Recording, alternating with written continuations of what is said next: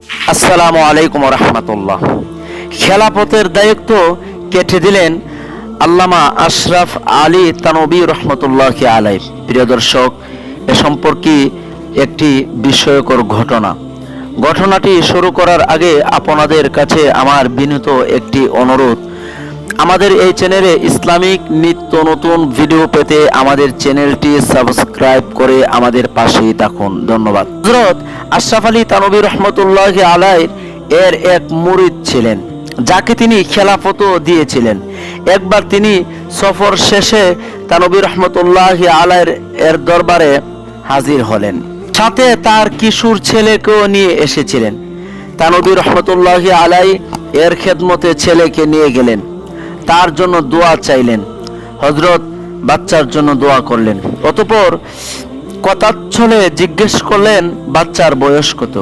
মুরিদ বললেন, হযরত, আমার ছেলের বয়স 13 বছর।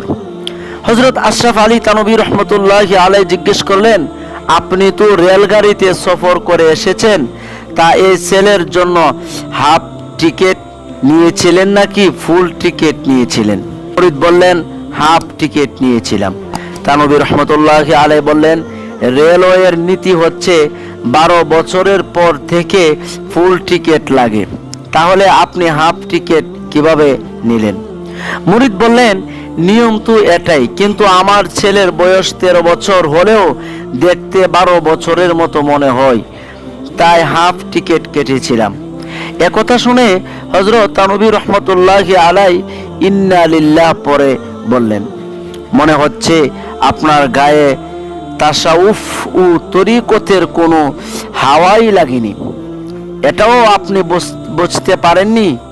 বাচ্চাকে যে সফর করালাম, এটা হারাম সফর হয়েছে, কেননা যখন নিয়ম হচ্ছে 12 বছরের ঊর্ধ্বে পুরো ভাড়া দিতে হয়, তখন আপনি হাফ ভাড়া দিয়ে রেলওয়ের বাকি পাওনা চুরি বা ডাকাতি করেছেন। আর যে ব্যক্তি চুরি করে তাসাউফের লাইনে তার কোনো স্থান নেই। সুতরাং আজ থেকে আপনার খেলাফত কেটে নেওয়া হলো। আজ থেকে আপনার যে দায়িত্ব, এ দায়িত্ব থেকে আপনাকে বরখাস্ত করা হলো। অতঃপর শুধুমাত্র এই কারণে তার খেলাফত বাতিল করে দিলেন। অথচ জিকির, সুগল, তাহাজ্জুদ এবং অন্যান্য ইবাদত বন্দিগিতে তার কোনো কমতি ছিল না।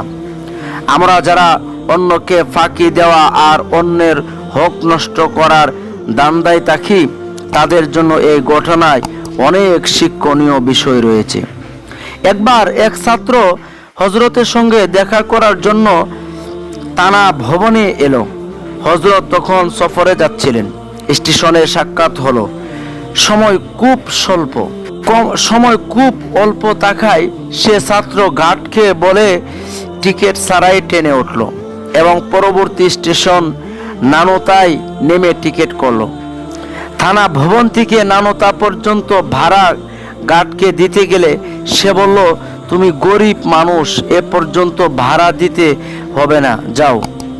হযরতের নিকট এসে এ ঘটনা ব্যক্ত করলে হযরত বললেন, ঘাট রেল কোম্পানির কর্মচারী, রেলের মালিক নয়, তার মাফ করার কোনো অধিকার নেই। সুতরাং এ পর্যন্ত ভাড়া আদায় করা তোমার জন্য ওয়াজিব।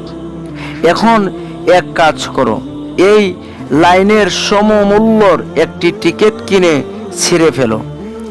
এই উপায়ে কোম্পানি মূল্য পেয়ে যাবে আর তুমিও দায় মুক্ত হয়ে যাবে। সুবহানাল্লাহ।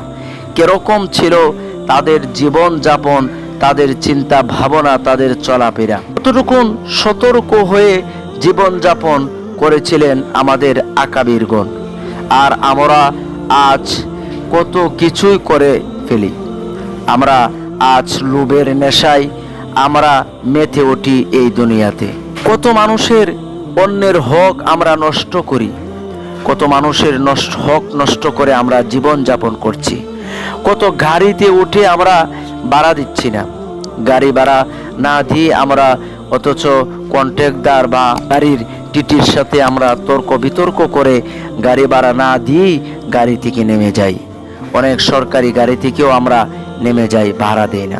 এটার জন্য কঠিন কিয়ামতের ময়দানে আপনাকে বেবিচারী এবং আপনাকে পাওনা বা ঋণগ্রস্ত হয়ে কঠিন কিয়ামতের ময়দানে উঠতে হবে। আল্লাহ তাআলা আমাদেরকে দুনিয়াতে নেক আমল করে এবং পরের হক যেন আমরা নষ্ট না করি সেই তৌফিক আল্লাহ আমাদেরকে দান করুন। আল্লাহুম্মা আমিন।